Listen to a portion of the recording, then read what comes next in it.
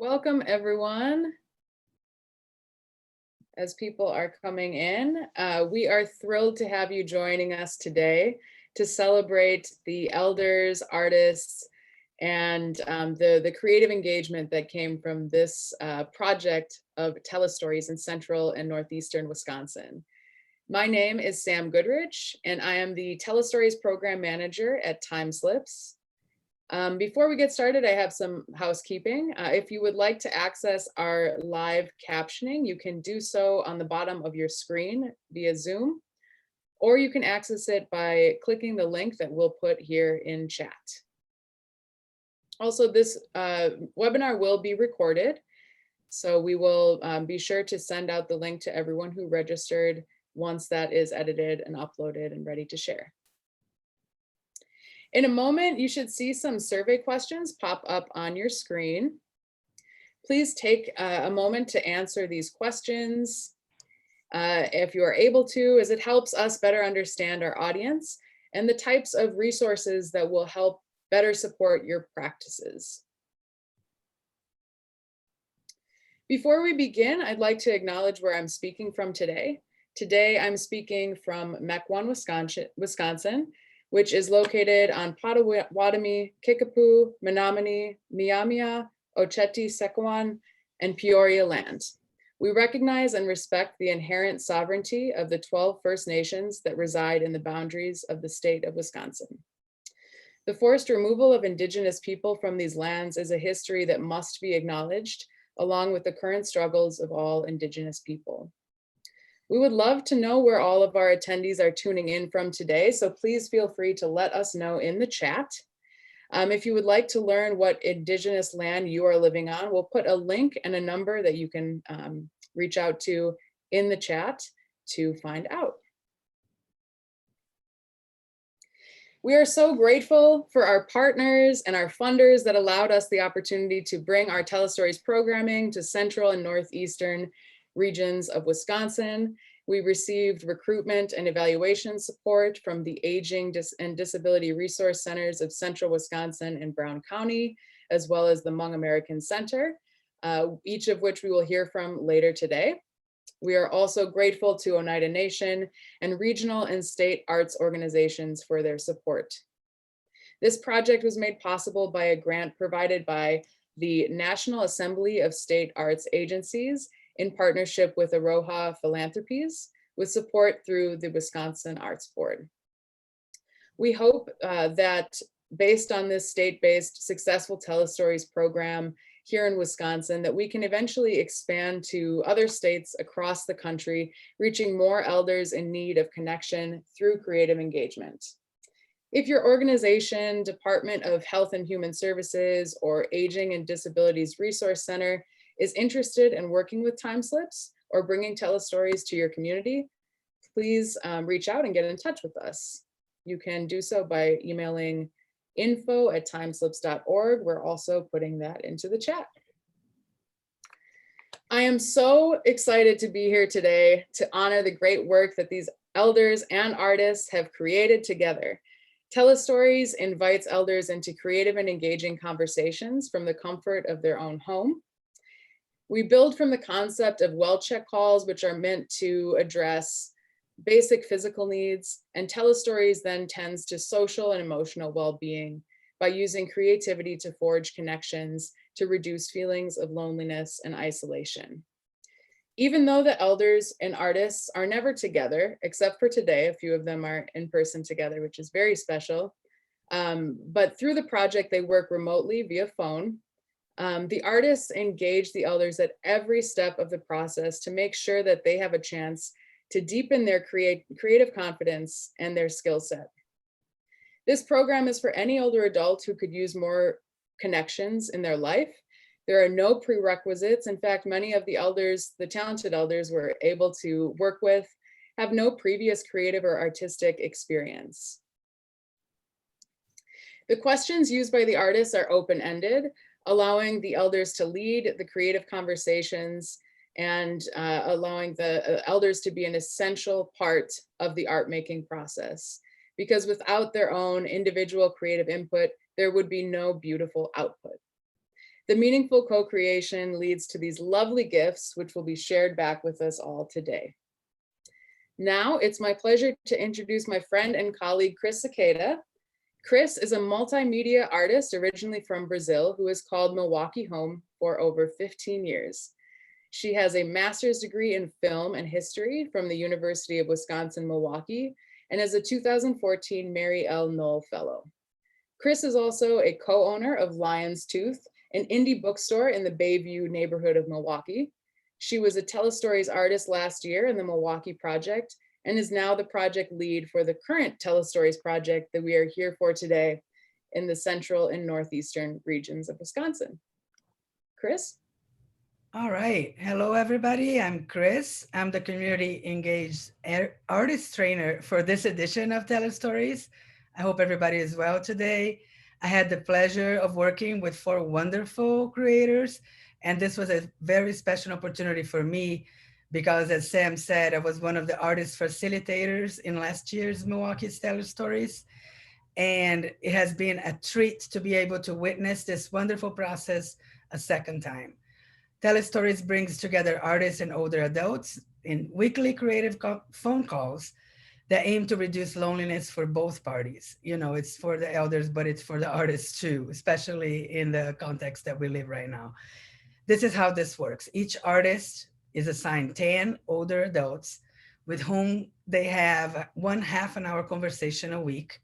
In these calls, they use the beautiful questions as prompts to inspire an artistic collaboration, right? So beautiful questions are open-ended questions that spark the imagination. They can be something like, what is the sound of happiness?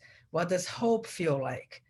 The artists are tasked with taking these creative phone calls and turning them into a finished piece of art, which can be anything. It can be a song with lyrics based on a story told by a participant. They can include even like clips of the conversation. It can be a literary piece. It can be like a story that is created in collaboration with a caller. It can be a drawing with elements from the story. It can be a museum installation. I'm sorry, getting emotional. I'm sorry. Oof. You guys are gonna know why when you see it. Oof. It can be a zine or a booklet. It can be a poem. It can be anything. You should not have Brazilians participate in this. Okay. This output, which we all call creative gifts, is shared back with the caller.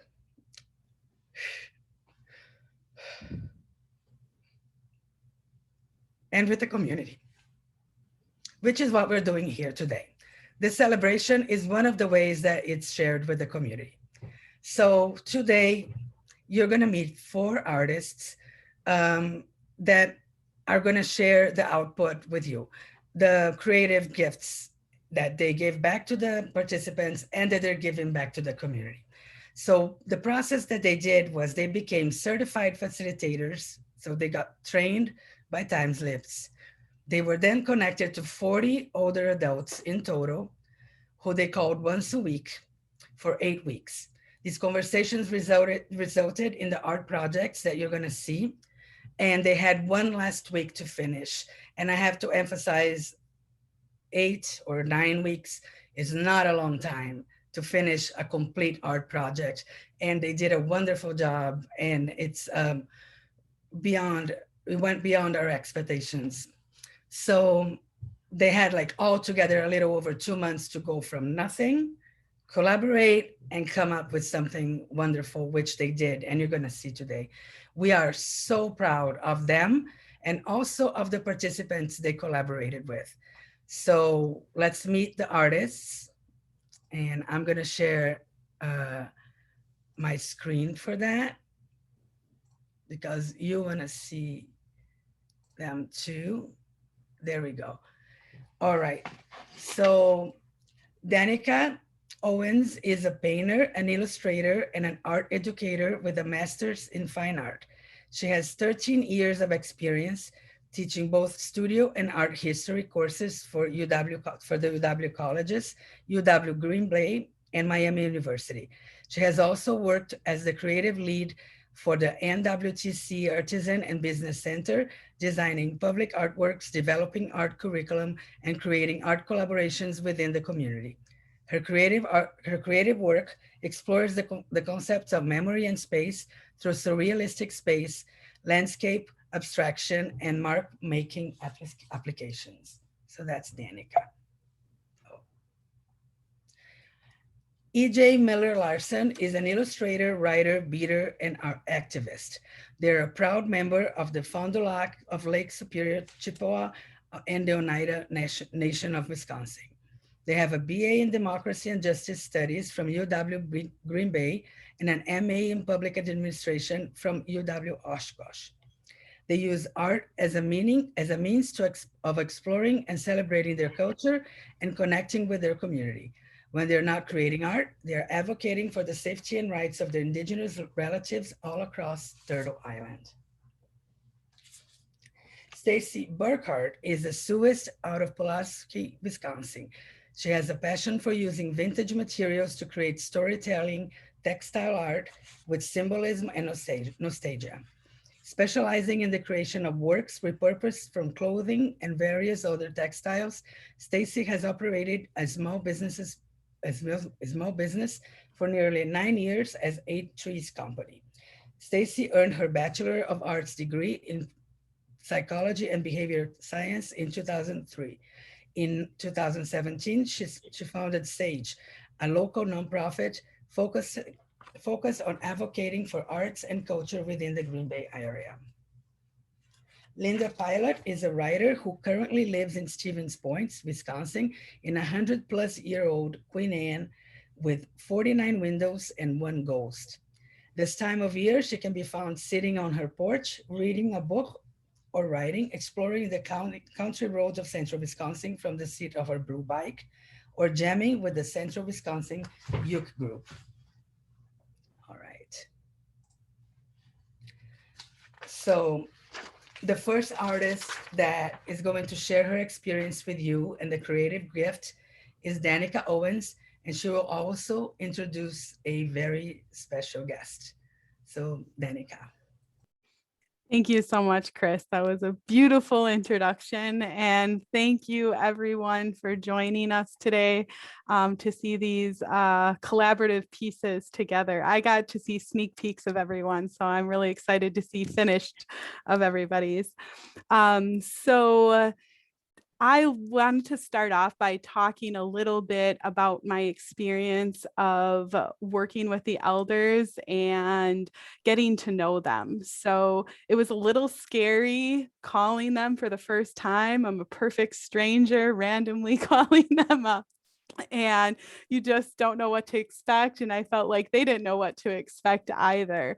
But it was with the use of the beautiful questions, it was strangely just like I felt like I became friends with them very, very quickly. So by having these conversations, I got to listen to stories that were sometimes difficult, sometimes humorous, sometimes memorable. Got to hear lots about people's relationships with their families, with their pets, with different places, with different cultures, with different foods. There was just so much that I learned. And I think after the pandemic, it was just really, really nice to connect with somebody on a very personal level and get to hear about all of these different perspectives in a very intimate type of way.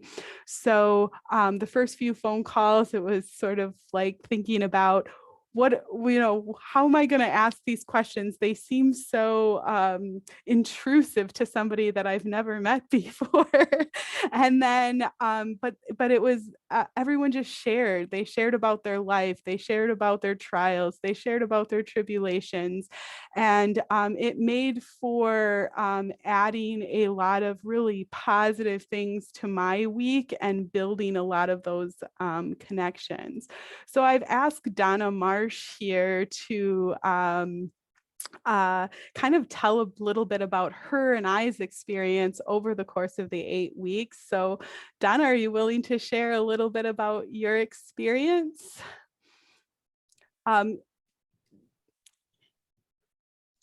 There, now can you hear me? Yes. Maybe I didn't want you to hear me. No, Kathy Case had asked me if I wanted to do this, and I thought, yeah, I'll do it. And then I didn't know what to expect. And when Danica called, it was so easygoing and so enjoyable. And the questions she would ask me, sometimes I could come up with an answer right away, and sometimes I had to think, but boy, they sure brought back memories. And every week I looked forward to her calling, so it was great fun and quite an experience. So I loved every minute of it. She's a great person. What was one of the most memorable conversations for you, Donna? Oh my gosh, about my teddy bear. I had since I was 2 months old. So yeah. Your teddy bear was included in the drawing too. So not everything made it to the drawing. So I must have somehow knew that. That's sweet. Oh. The other funny thing about Donna and I is we had, I was asking questions about humor on one of our calls, and we had this reminiscing of both of our experiences about presenting things in public. And then here I am, like 2 weeks, 3 weeks later, asking her to present in public alongside me presenting in public. So we've both come a long way. Yeah, it was a lot better than it was in high school. Easier. Is there anything else that you would like to share, Donna? Oh, I hope you guys do this all the time. It's a wonderful thing. So. Well, I definitely enjoyed speaking with you, Donna, and appreciated all of the stories that you told, and you made me laugh a lot, for sure. Well, you made me laugh too. See, that's a fun thing. Thank you again so much for participating. Most appreciated. You're welcome, and thank you for having me. Chris, would you be able to pull up the image of the drawing? So this is the drawing that I ended up coming up with. And so it is a drawing that represents all 10 of the participants that I worked with. Some of the imagery is very symbolic and some of it is very literal. So you can see Donna's teddy bear there right above the daffodils. And so it was this flat teddy bear that she had had for a very, very long time.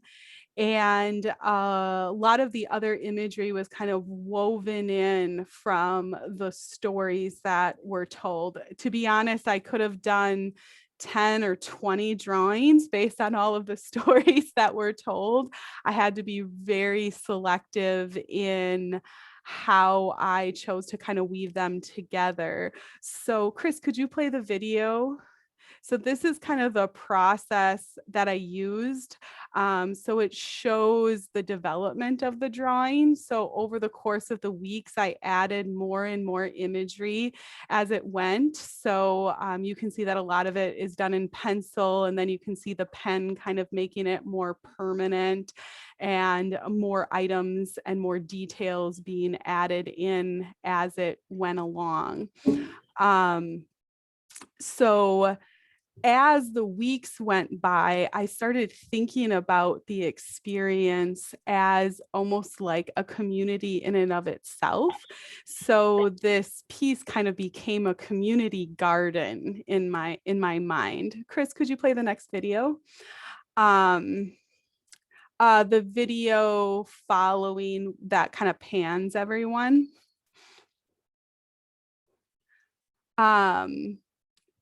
So in the process of creating the piece, I started thinking about all of the relationships. A lot of people talked about flowers and different ways that flowers kind of represented different loved ones.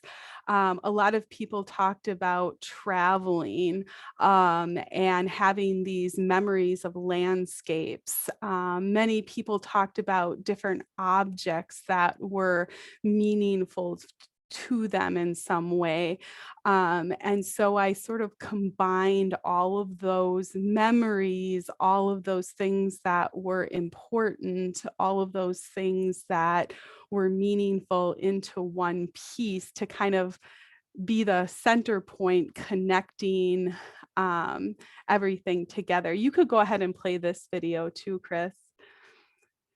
So here I just kind of took a video that panned the drawing to see a little bit more of the detail. So with one of the participants, they described freedom as horses running through a valley near the mountains. There was a humorous story about Coco and the kitten with one of my participants. The golf ball had, one of my participants had a really distinct memory with his father getting a hole-in-one on the golf course. The book represents knowledge and learning, which was very important to one of my participants. The cat was the pet and kind of character of a story that I worked with one of the participants. There was this beautiful story of a double rainbow that was told when they were visiting the Sea of Galilee. So I included that. There was a vivid description of this old church out in eastern Montana. All of these images I created using the descriptions from the participants. So they may not look like what they actually look like, but I sort of thought of it as a novel and what I imagined these pieces to be. So that is my presentation.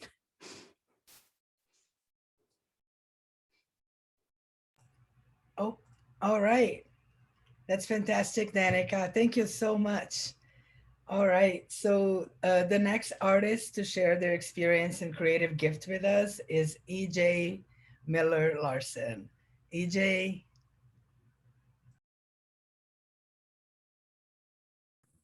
I can't seem to, oh, here we go. All right, hi.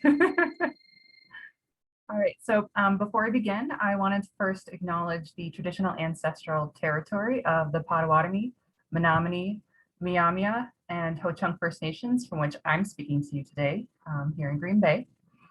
It's important not just to acknowledge the land that we're on, but the people who existed here since before recorded history and who still exist here today. We need to honor their rights and recognize their struggle.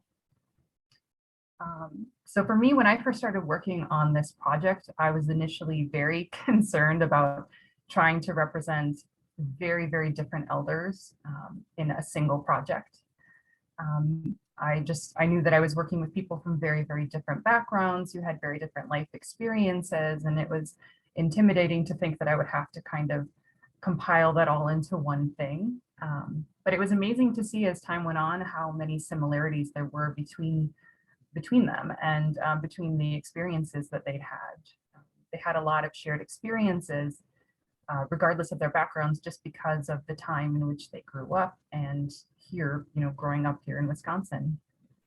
For example, the films and music and TV shows that they all enjoyed, different clothing trends that they participated in when they were younger, and activities that they took part in outside of school. I heard a lot of people talking about all the outdoor activities that they enjoyed, like ice skating came up a lot, baseball came up a great deal. Just hanging out with friends and family was very important to all of them, despite their different backgrounds. A lot of the elders that I worked with also spoke about traveling to many of the same locations all across the US. I had a few elders who talked about traveling to New Mexico and seeing the hot air balloons there, which I thought was amazing because, they could have been there at the same time, who knows? Um, for me also, I was initially concerned that I would struggle to carry on a conversation in any depth with these elders because my experiences are very, very different from theirs. Obviously, we're from different backgrounds, we're from different generations, but that wasn't really the case. It wasn't as tricky as I thought it would be. As time went on, some of the elders who I'd had very short conversations with initially really opened up to me, and I opened up to them, and we actually also shared a lot of interests and have a lot of similar values that I initially didn't realize would be the case. Overall, I've told my friends and family that it's amazing how much people will open up to you and how much you will share together when you're willing to listen to one another. And that brings me to my project. So since we were conducting these calls from our homes to the elders' homes, the concept of what makes a house a home was very much on my mind. I think our homes reflect who we are. When you walk into someone's house, you can see what they value, you can see what they like to do, or things that they hold precious to themselves. So I wanted to use my conversations with my elders to create a space for them in what I imagine to be like an imaginary house. The project itself was initially going to be a little bit bigger. I was going to create one single illustration like Danica showed us. And it was going to be of a house, and then each person was going to get their own room in that house. But instead, as time went on, the project transformed into what it is now, which is a zine or a small book. I utilized elements that my elders shared with me during our conversations, and I created an illustration for each of them in this zine. So, Chris, are you able to bring the zine up so that can talk about it directly? Yes. Just Thank you. Just want to make sure it's gonna. Oops. So this is. I'm gonna share before. Sorry, guys. There you go. Great. So as you can see, the front cover of this zine is actually the front door of a house. And inside, let's see, each elder has a room or a space filled with objects that represent them and the stories that they shared with me. You can hang out on that page for just a second. So as you can see, this was the beautiful question that I focused on with this zine, was what makes a house a home. So on the page opposite of each illustration for the elder is their answer to that question. So now if you can turn the page for me, thank you. So you'll notice each illustration looks something like this. It's a room or a part of a room that has objects that represent all of the different conversations that we had together. And each room or each illustration has a single colored object in it. For those objects, I chose something that represented either a memory that was very vividly recalled or something that I mentioned multiple times during our calls. So for instance, this one right here, I spoke to someone who is a bus driver. So that came up a lot in our conversations. If you can go to the next page, I spoke to someone who was a member of the First Oneida girls softball team. So her love of baseball and her love of the sport and participating with her friends in that came up a lot in our conversations. We can go on to the next one. Here I had an elder who I spoke to who actually wrote children's books and then would create a little stuffed animal that would go along with it. And one of the ones that she said she had difficulty kind of working on was a peacock. And so I thought I would illustrate that for her because that was something that came up multiple times in our conversations. My hope is that the elders that I worked with are able to look at this zine and the illustrations in it and see not only themselves, but the beautiful conversations that we had together. I hope that my enjoyment of our conversations and the fact that I was truly listening to their stories comes through in this project, and I hope that the public can see it as well. I've sent each of the elders that I worked with a copy of this zine, and I spent an entire day this week going around to a bunch of free little libraries here in Green Bay and placing copies of this zine in those little libraries. I try to focus on places that are frequented by children and elders because I I want children to be able to see the value in adults and adults being able to share their experiences with kids. And so that's my project. I'm really, really proud of it. I'm so grateful to the elders for sharing their time and their stories with me. I'm so grateful to Chris and Sammy and everyone who allowed this to happen and allowed me to be a part of it. It's wonderful. And without all of you, it wouldn't have been possible. So thank you so much. That was great. Thank you so much, EJ. That was awesome. Sam. Yes, thank you both. This is the first time I'm seeing the final work, and I'm just so moved by all of the attention to detail, the thoughtfulness. I feel like I was able to understand the calls just by looking at these art pieces. So thank you so much. At this time, I would love to invite Barb Michaels from the ADRC of Brown County, Peggy Kurth from ADRC of Central Wisconsin, and C. Zong. And C is from the Hmong American Center. These wonderful people have been supporting us as the partners, working with the elder organizations that did the recruitment, the evaluation for this project. All right, let's see, is everyone on? Sam, my video was turned off. Oh, never mind. There we go. All right. Well, thank you. I think it's important to give the full scope because there are so many different angles and different ways that Tele-Stories can impact a community, right? The elders, the aging service organizations, the artists, the broader community. So I'm curious to know from the three of you, what surprised you the most about the Tele-Stories project? If anyone would like to lead with that. Sure, I can go, Sam. You know, I think about a couple of things, but first off, I just want to say wow to the artwork because we had no sneak peek here in the community. We heard a little bit about what it was going to be, but we're not able to see it. So it's really cool to see what transpired in the end. But in terms of what surprised us the most, I think from here at our ADRC in Brown County is we love to bring new experiences to our customers. And as we watched this project, we thought this was really going to be something neat, but we never really know until we implement it, what is going to be the impact to the customers and will they feel that same sense of, wow, this is a really cool project, or will it be something very different in terms of an experience for them? And as we started out, what we soon discovered in terms of a surprise was how quickly our 20 seats were allocated. I think within a week, we had those spots filled. And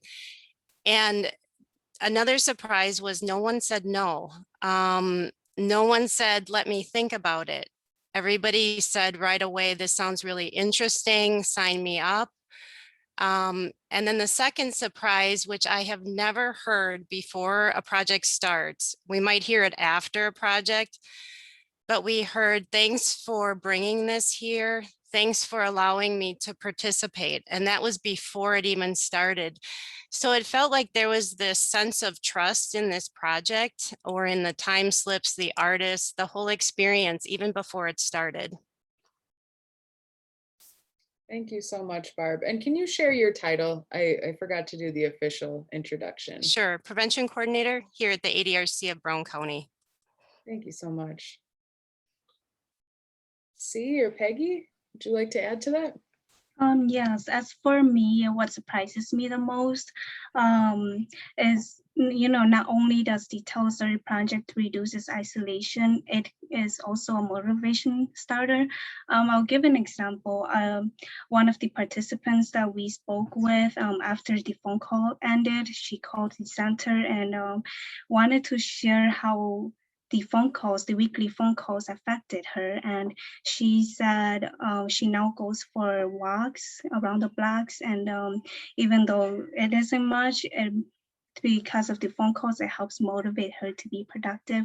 And I'll quote her on this. She said she doesn't sit at home all day anymore, and now she is out, and it makes me happy just hearing that from her. And even though our conversations were short and limited, it made a huge difference, and not only for our participants but for all of us as well too. Thank you, C. That's really, yeah, the unexpected benefits of this project. And C, you really had a very unique experience in this project because you were on many of the calls with your participants translating them. So Yes. you got that chance to be on both sides of the calls. Yes, I did the training with TimeSlips, and I worked with Stacy, EJ, and Linda for our weekly phone calls with the participants.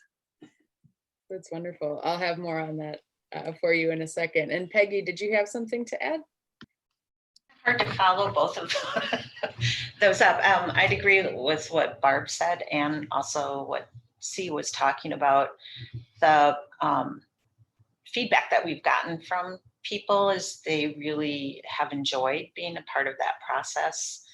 And for us, when we were recruiting for people, probably what was surprising to me was in the aging world, we use these really concrete descriptions, a lot of abbreviations. So to talk about, explain a project that involved art and it was a little challenging at first to find out how to describe it to someone as far as what they would be experiencing. But once we got in the hang of doing that, yeah, we easily filled those spots, and it was nice to connect with people who, again, especially with COVID, had been much more isolated than they had been. So yeah, it's been a really fun project to be a part of.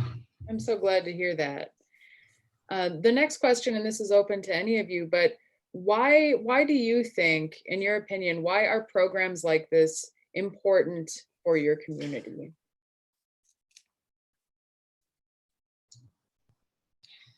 I think it's important. I mean, you have that human connection with people who maybe otherwise wouldn't meet and connect. Let me think, it was EJ who was talking about being a little, well, maybe it was EJ or Donica, I'm sorry, I didn't remember which person, that nervousness of reaching out and talking to someone of a different generation. So I think that's really cool with the project too, is that you have an intergenerational process going on too. And it's something people always want to, I think, enjoy talking about their lives and what they've experienced and what their thoughts are. And to have someone, listen to them intently once a week for 8 weeks is pretty special. Yeah, and I would add to, what Peggy said is, I guess as an ADRC, we are always looking for ways that we can elevate and escalate an older adult and their wisdom, their experiences, their gifts they have to share with us and as a community. And this just seemed like a very wonderful way to do this that was unscripted. And also during the time of COVID, as Peggy mentioned, the isolation that we all felt during the time of COVID, but allowed for this to occur in a simple way of just by phone. We were all experiencing the hiccups with technology in the virtual world. So there was no limitation that somebody needed fancy equipment. It was just the simplicity of a phone. And so it allowed for this beautiful connection, I believe, to happen and escalate these stories for us.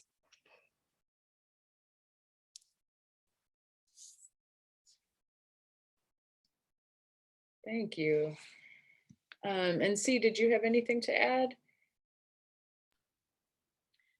I want to say that all the artworks they're all very breathtaking, and it's amazing just the amount of time that we talk to the participants and the artwork of it. It's amazing just seeing them. Oh, I'm so glad.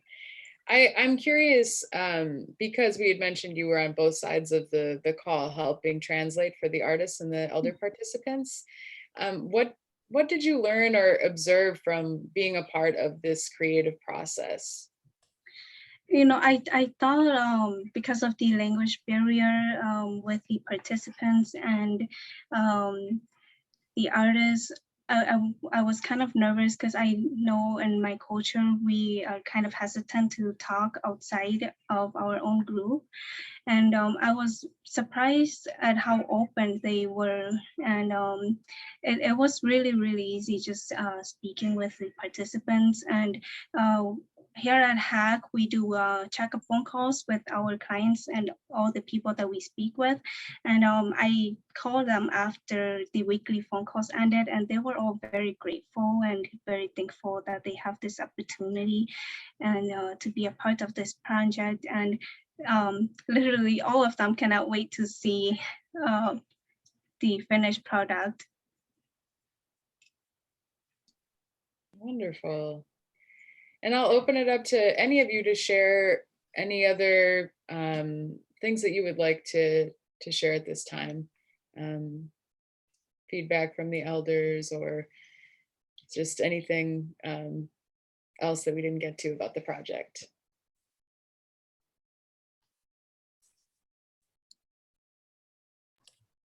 Well, I forgot to say where I work for the Aging and Disability Resource Center of Central Wisconsin. So we serve Marathon, Wood, Lincoln, and Langlade. And what was nice about the way this project was done is that we had participants from all across our region that were able to do this versus with an in-person class, you kind of have to have it in that location that the person lives. So that was nice. It's been really nice to work with C and include our Hmong elders too. And the other thing that I always thought was very special about this project is people who might have some memory issues could still participate. And that isn't often always the case with a lot of the programs that we do. So that was really nice to have that be a part of that. Thank you. Well, thank you all for everything from the initial recruitment and the support that you had for us to make sure that these calls went through and these connections were made. I'm very grateful for you and hope you stick around for the rest of the presentations. Thank you. Chris? All right. So back to our artist presentations. The next in line sharing her experiences and creative gift is Stacy Burkhart. Stacy.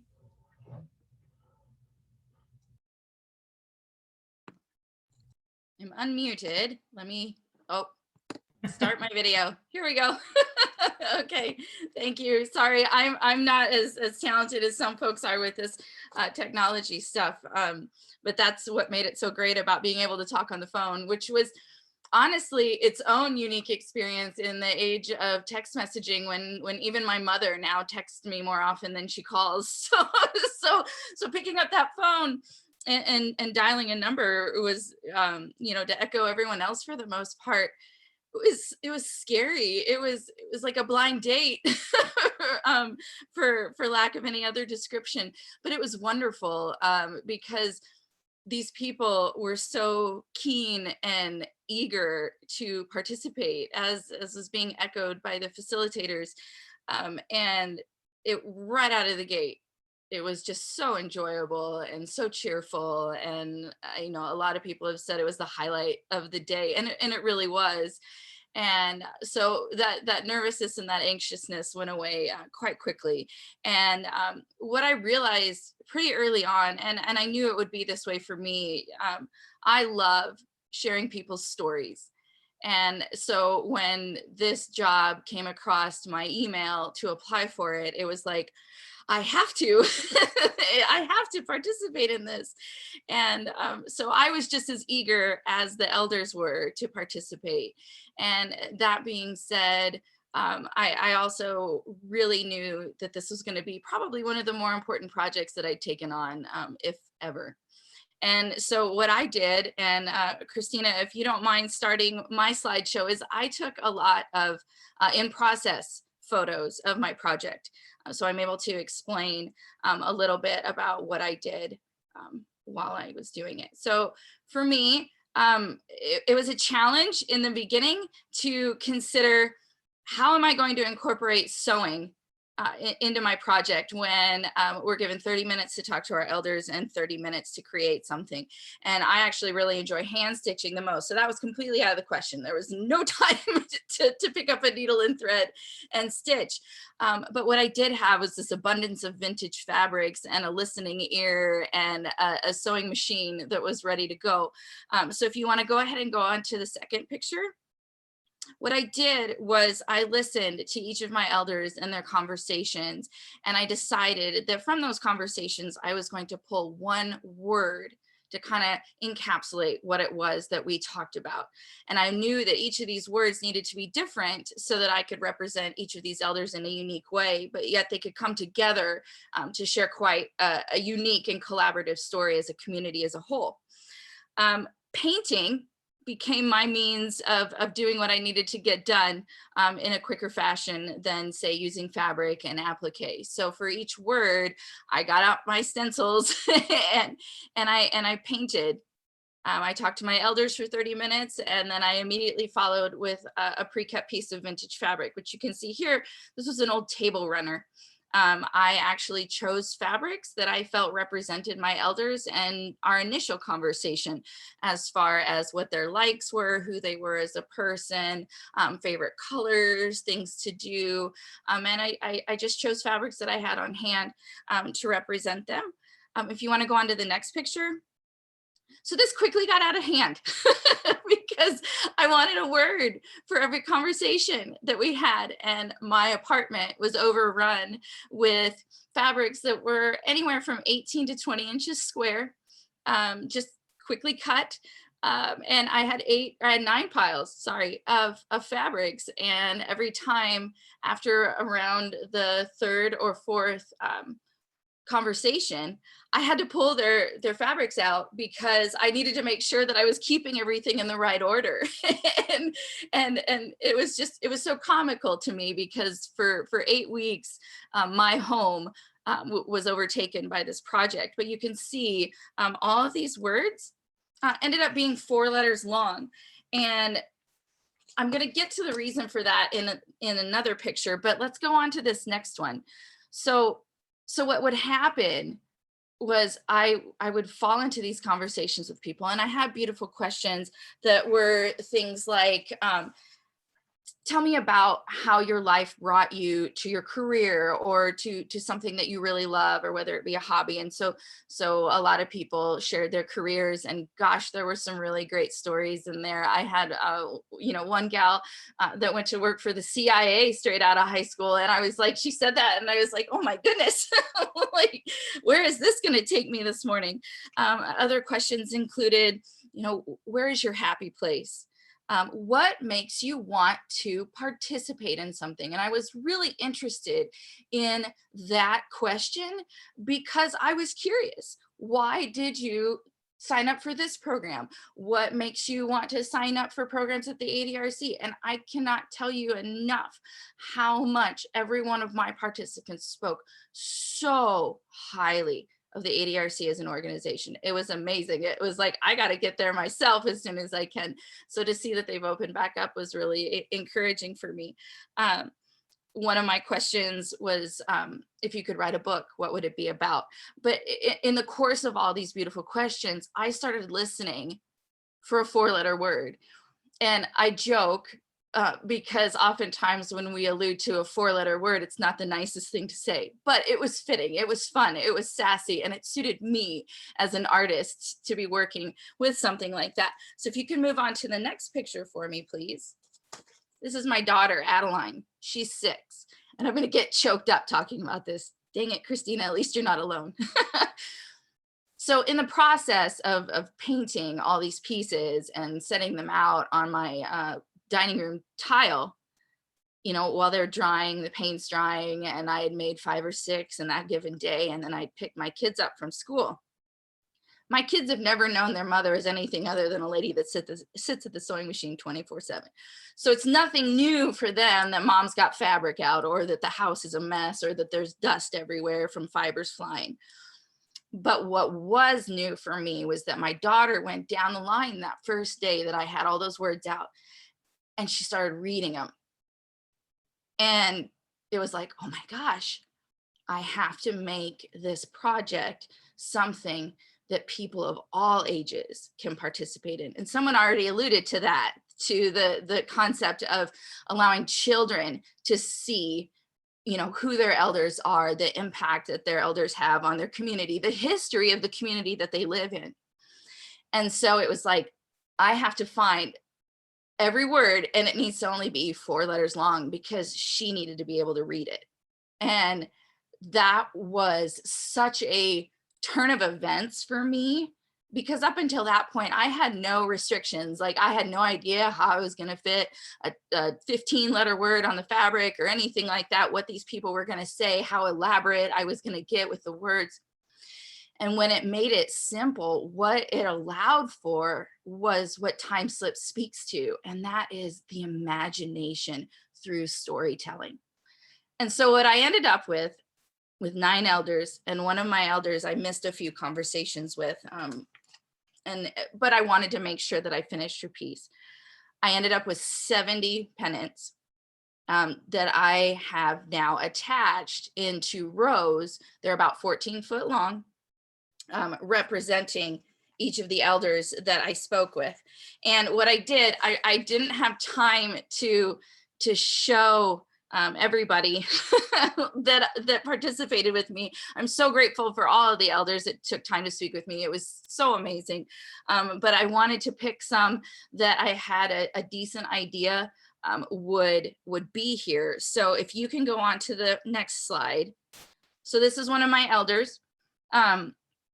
One of the first things that we talked about in our first conversation, and what she had put in her interests when she applied to participate in the program, was that she loves to bake.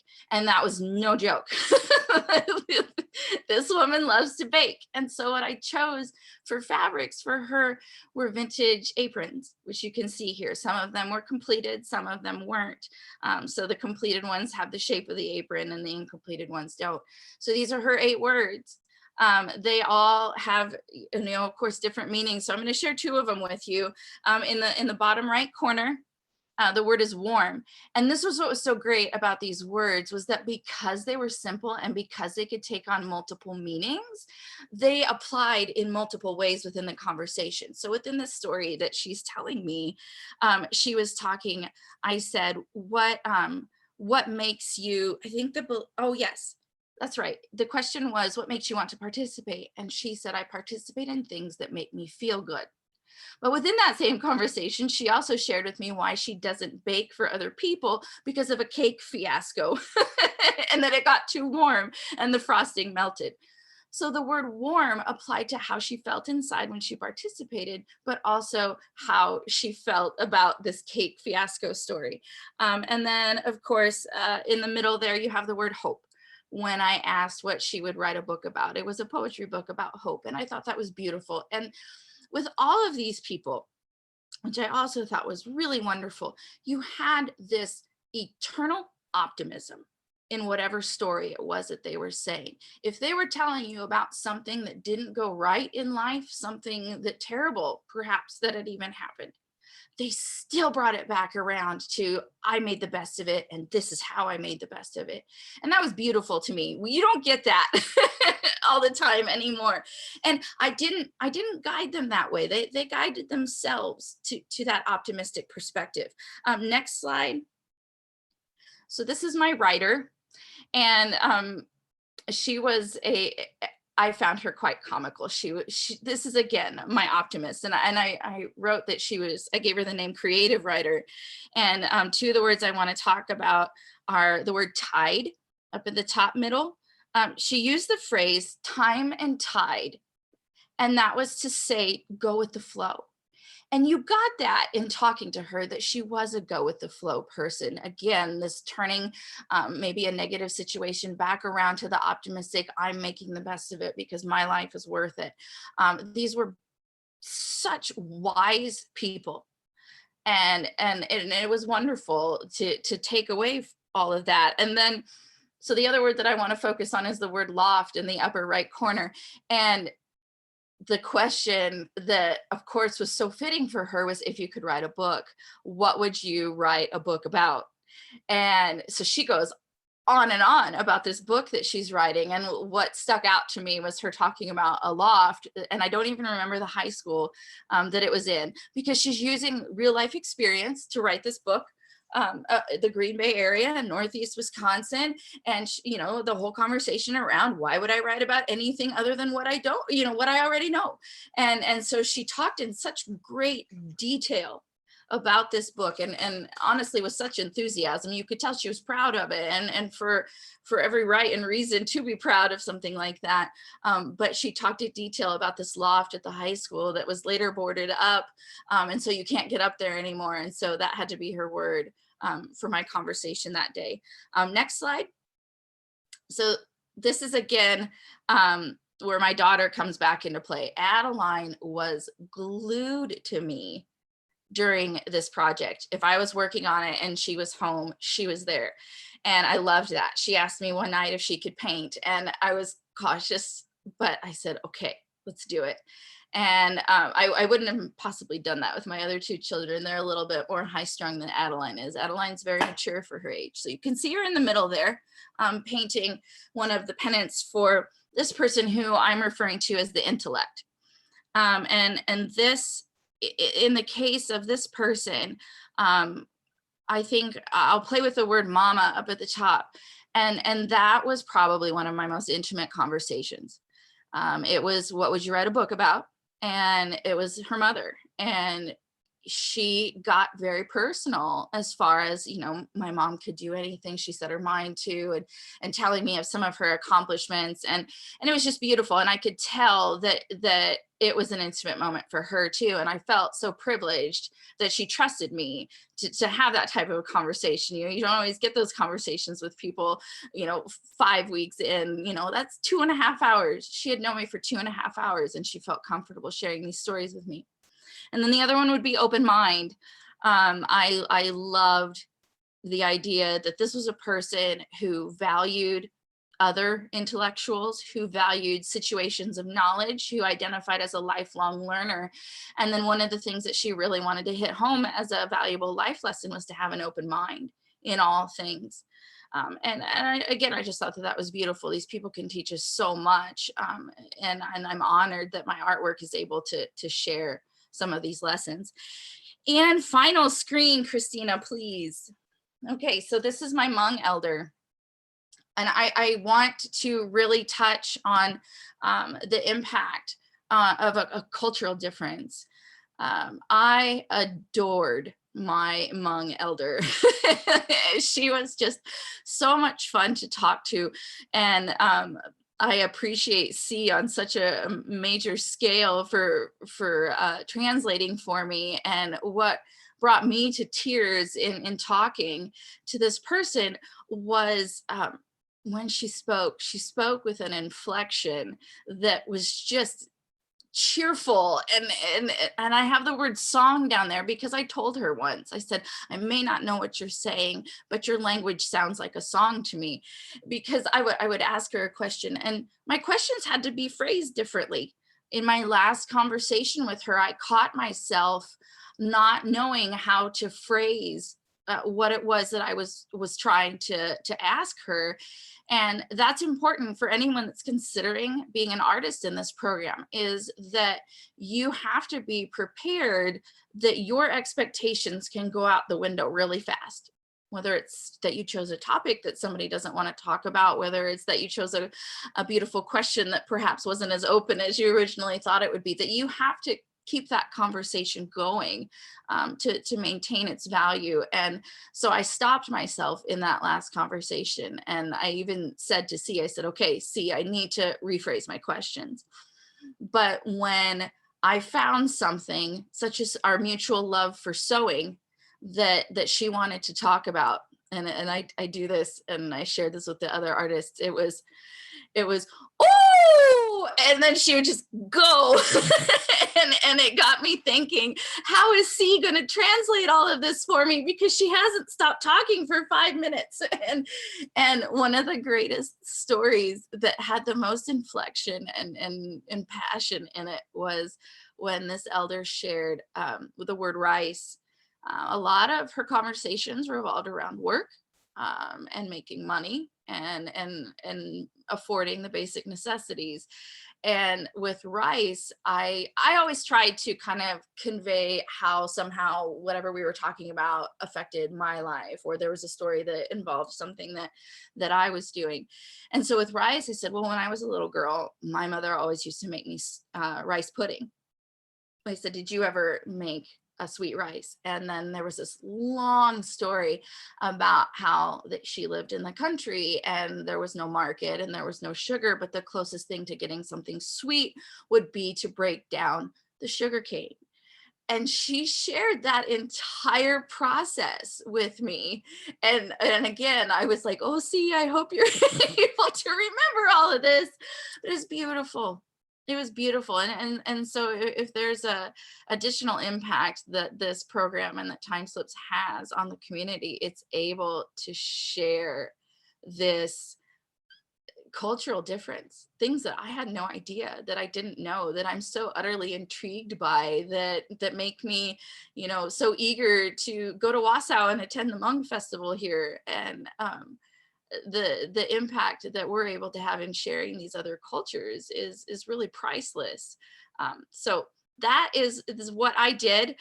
Additionally, I will say I have the honor of being able to display these pennants in an installation at the Neville Public Museum starting in August.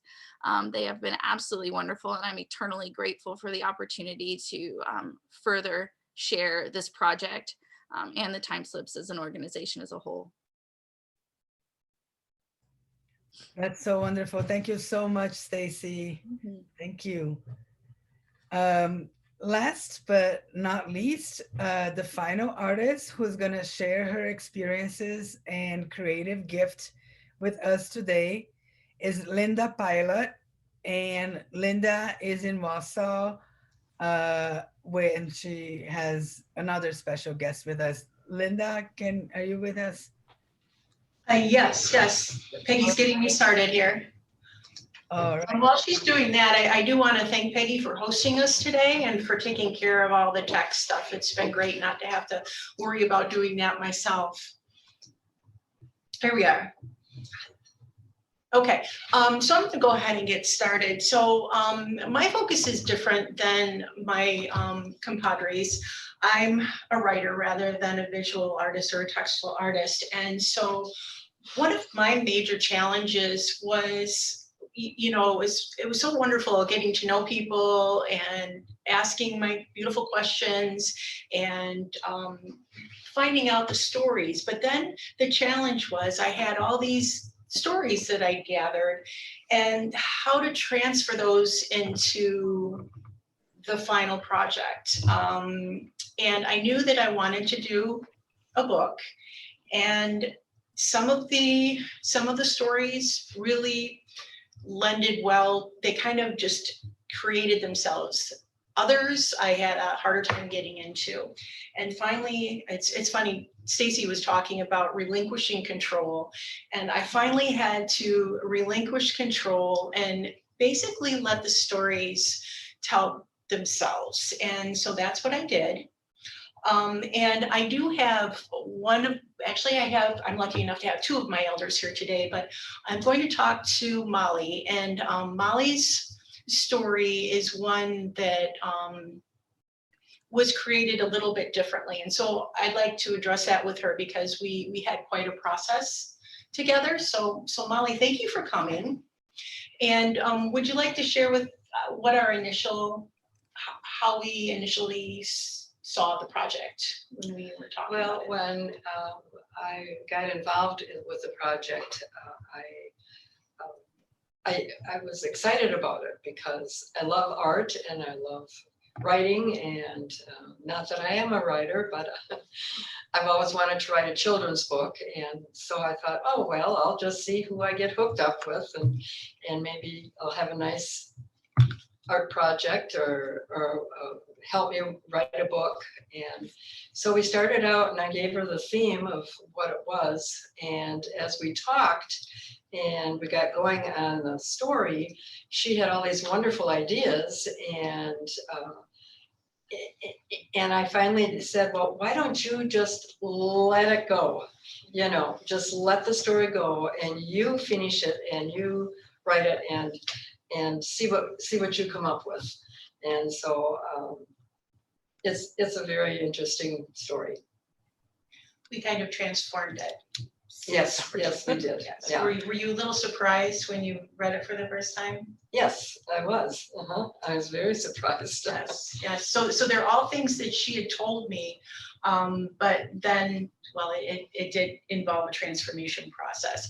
And so I don't want to. I mean, do you have any other comments? Anything else you'd like to add? I just enjoyed doing it. It was very nice. One day when I was on the phone, my daughter happened to be visiting, and she was listening to my side of the conversation, and she's going, you know, what's going on here? Because here I was sharing all these personal things, and she didn't know who I was talking to. And I said, it's okay, it's okay. You know, I think when you get to be older, it's okay to share some of the things that have happened in your life, where when you're younger, in your 40s, 50s, you know, you probably don't want to share any of that. But now it's kind of fun to have somebody know about. And the questions were very interesting and very difficult to answer. Some of them were. Were there any surprises? Well, the whole thing was a surprise, I guess, because I didn't know what to expect.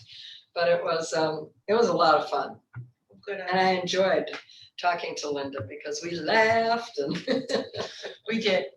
And I have to admit too, like EJ, talking to people on the phone, I had to, that first few weeks, I had to really give myself a pep talk and, you know, you can do this. And, but it was really a wonderful experience for me too. And I've been home in my little room looking out over the street for 1.5 years now. So it was nice to talk to somebody besides my mortgage partner. And I was a little lonely last week, not getting to talk to. I know, Thursday came and nobody called. I know. I have one of my other elders shared with me that, well, you know, the day that you're calling, I get up, I clean my house, I take a shower, I put on my makeup, and I get dressed, even though you can't see me. So, well, I got dressed.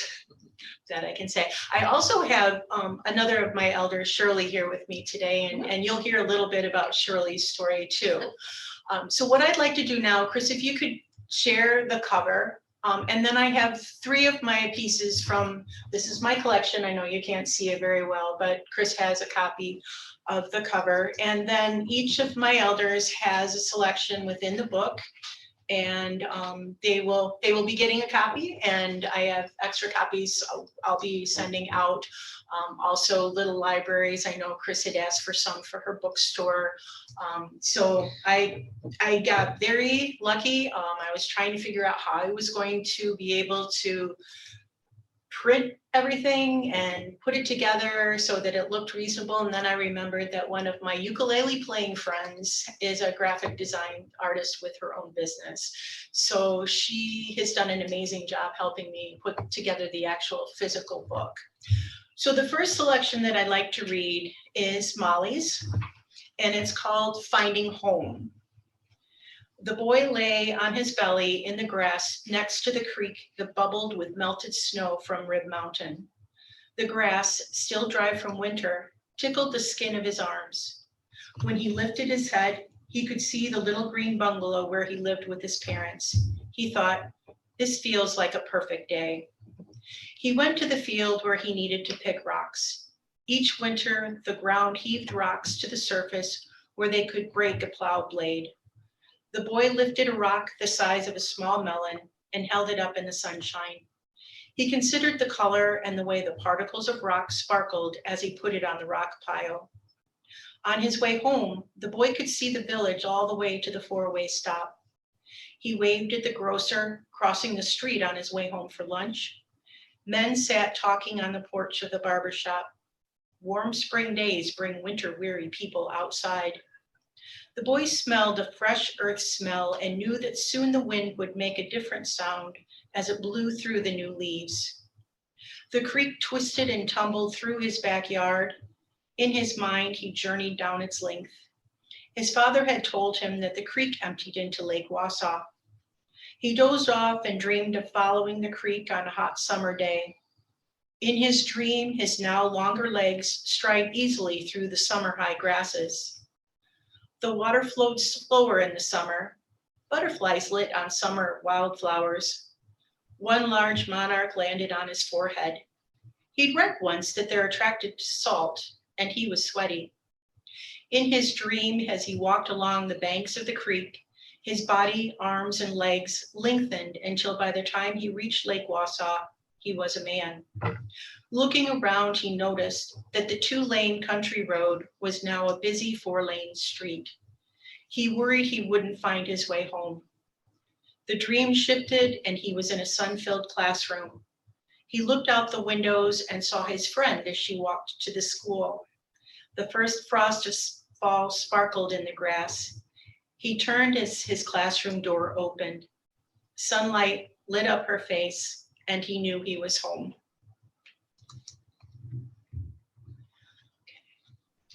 All right, and then our next piece is Shirley's, and it's called Country Girl, and it opens with a poem that she shared with me.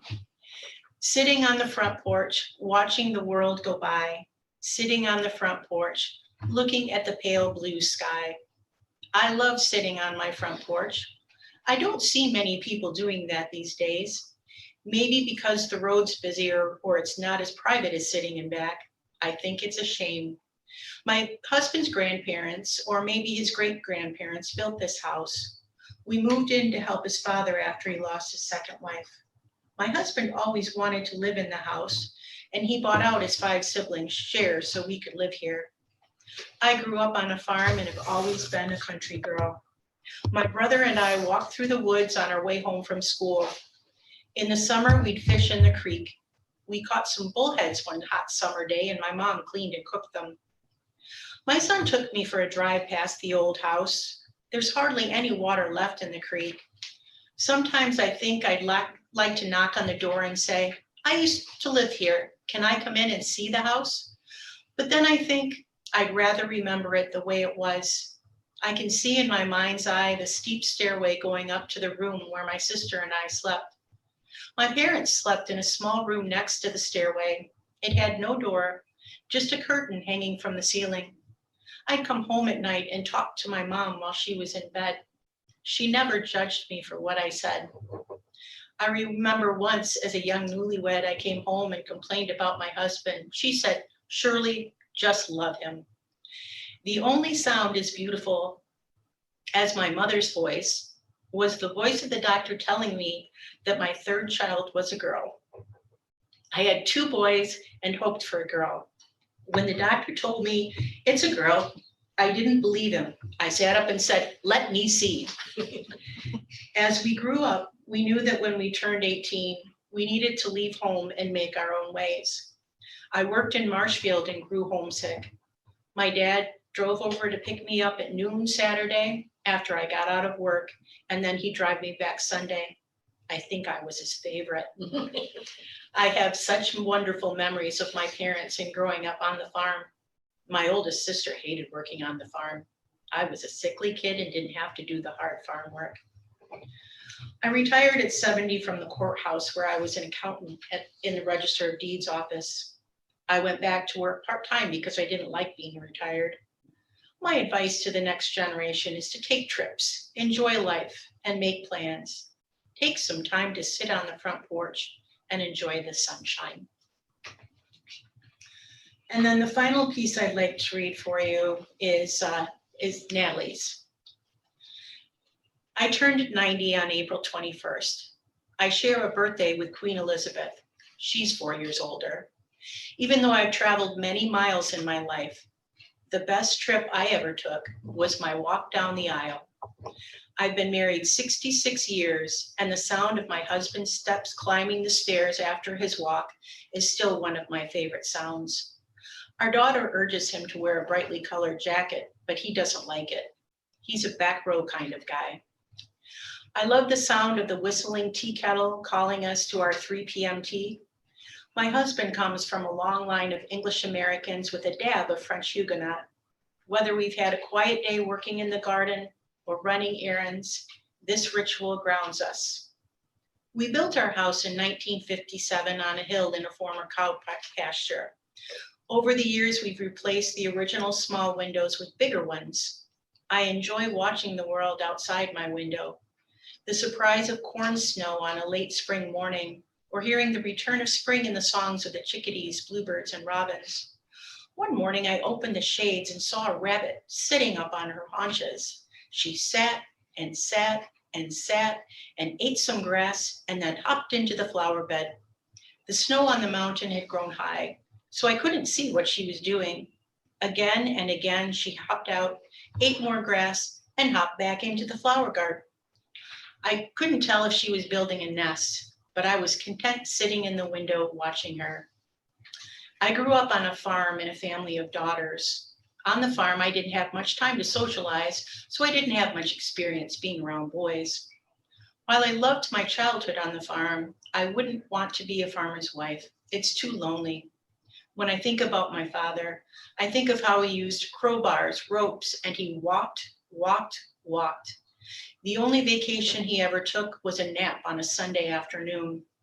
After church, we'd come home to a nice roast chicken dinner, and he changed his clothes, sat in his wooden rocker, read the paper, and fell asleep with the paper over his face. I don't know why he did that.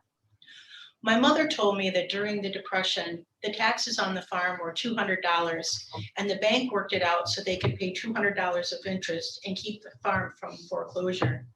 There was a drought. The pasture dried up. The oat crop was worthless. Our northern neighbor's well dried up. They came at night with milk pails and drew water from our well. We had 2 wells. The one on the west had soft water, and the one on the east had hard water that tasted so sweet. I never got a chance to learn to swim when I was young. I'd really like to be a swimmer. One time I did go swimming, and I sank and got water in my nose. That was enough for me. I don't even like going on bridges over water. In 1970, my husband got a scholarship to attend a geological survey class in Utah. The kids and I made use of the gym while we were there. I learned how to float in a beautiful pool. I said to my husband, if I swim all the way across the pool, can I get a new dress? I only made it halfway across, and I got a new blouse. I can't believe I'm 90. The years passed so quickly. I feel healthy, better than I have in years. Then I pass the mirror and see my mother. If I could choose, I'd like to be 25. My head is just too full of junk. If I was 25, I'd have more room in my brain to learn how to use all of the new technology. I'd like that. All right, well, thank you. And I'd like to really thank all of my elders for sharing your world with me and for allowing me the freedom to share your stories. That's really beautiful. Thank you so much, Linda. Thanks, everybody. These presentations were wonderful.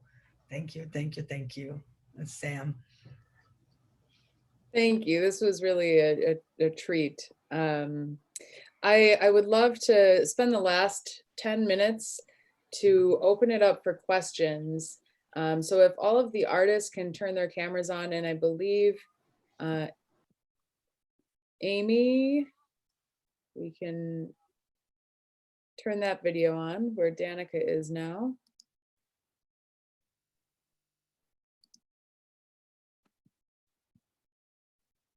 But as we welcome back the artists, if you would like to put any questions you have for the artists, the partners, anyone a part of this project, please feel free to do so.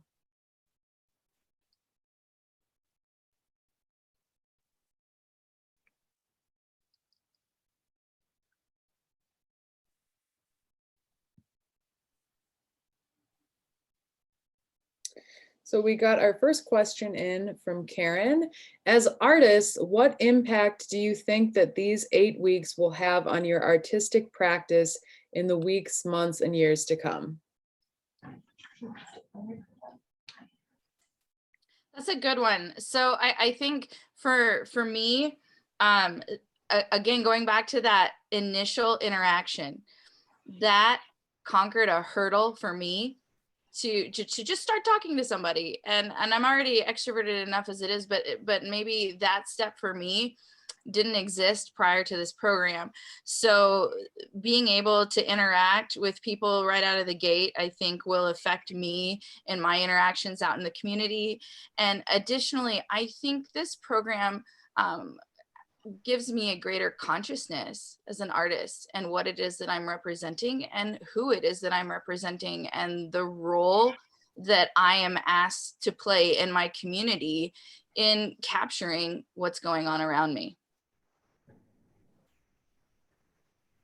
Absolutely. For me, a lot of the people, or all of the people that I spoke to actually are, parents and grandparents and great grandparents. And it made me realize that, they have all of these wonderful stories. And, I bet my own parents have those wonderful stories that I just didn't have the understanding of, what kind of questions I might ask them to get those stories from them. So much of my art is, as Chris said when she introduced me, is about reclaiming my culture and understanding, where I come from. So being able to incorporate that into my art through, my family connections, I think is something that I'll carry with me.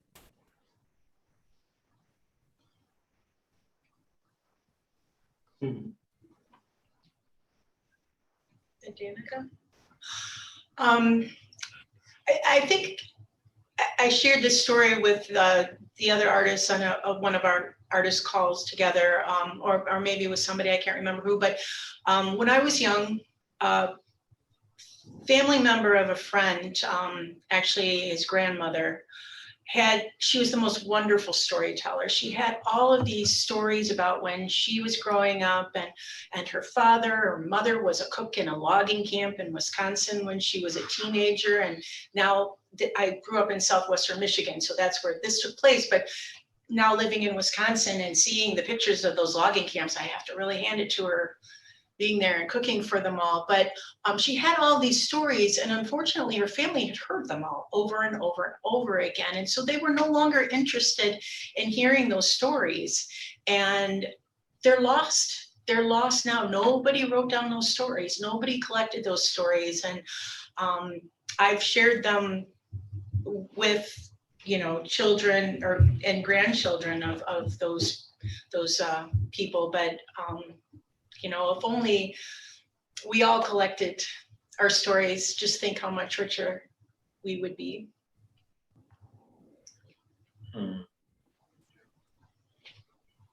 And Danica, are you in that group?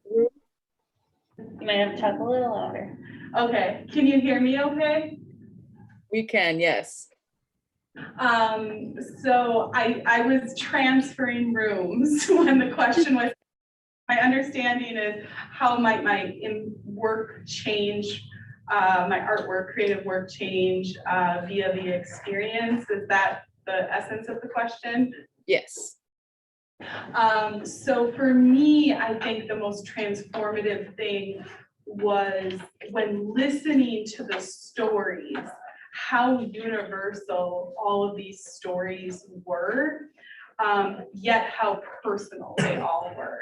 So there was this kind of interesting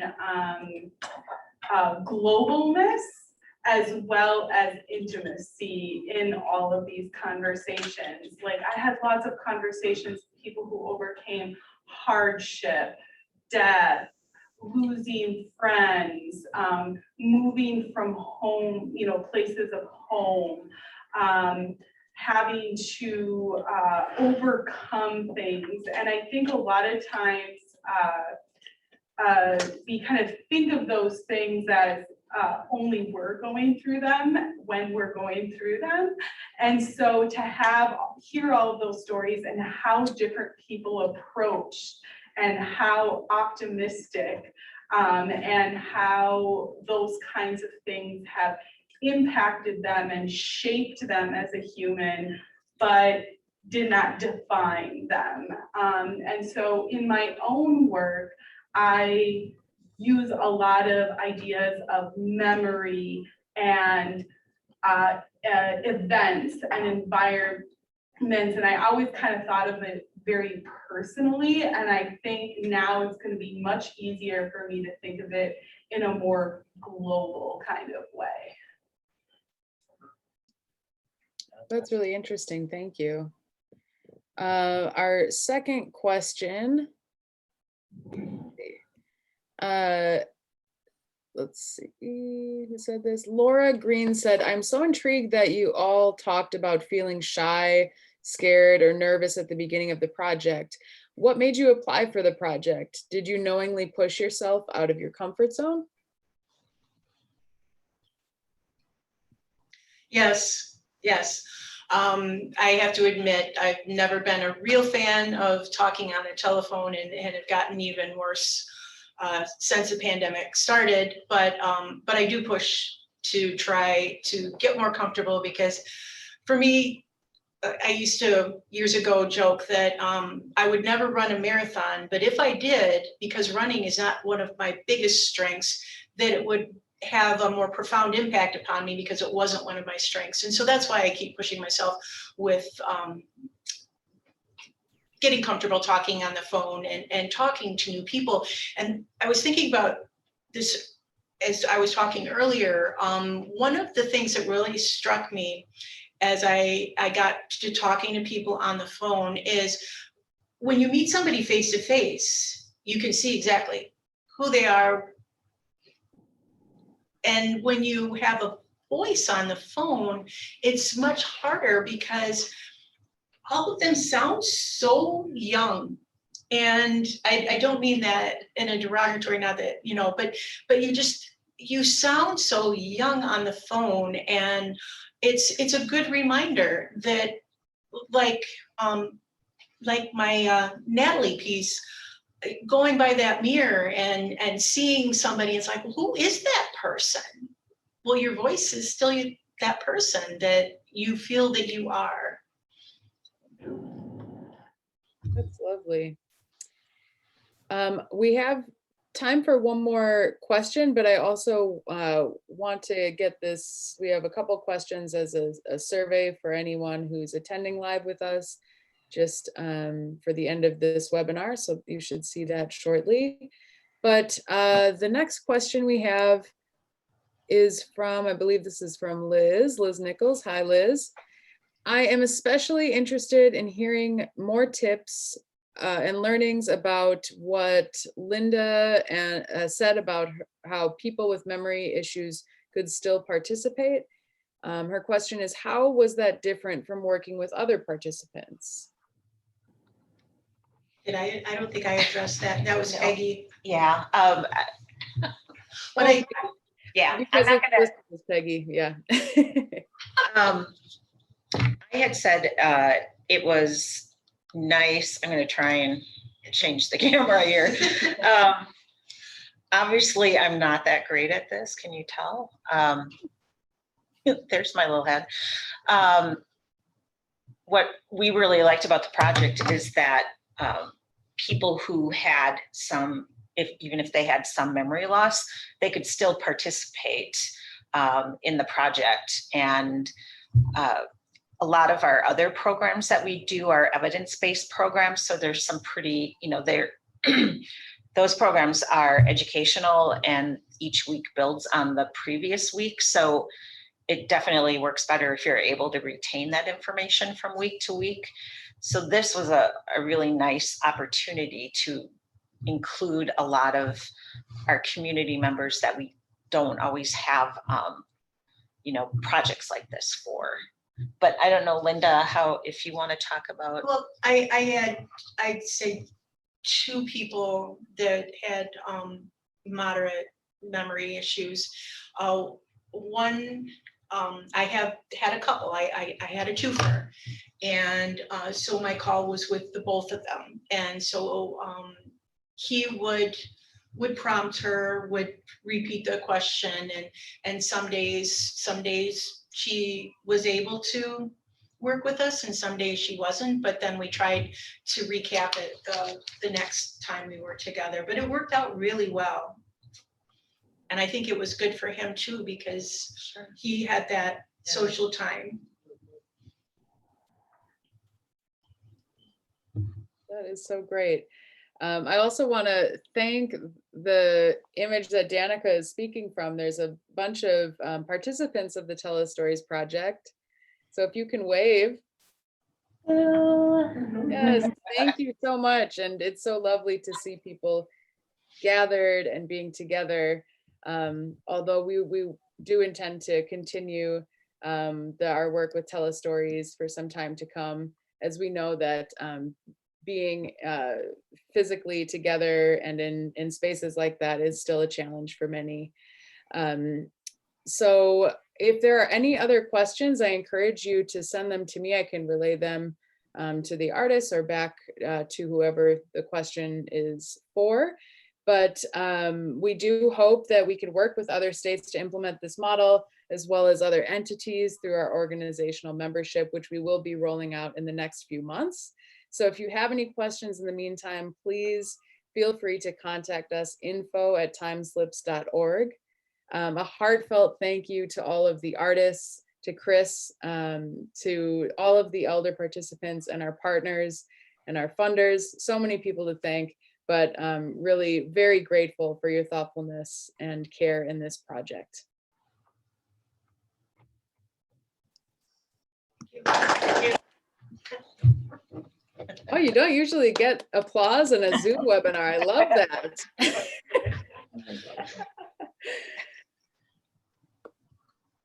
Thank you so much, everyone. Bye. Bye. Bye. Bye.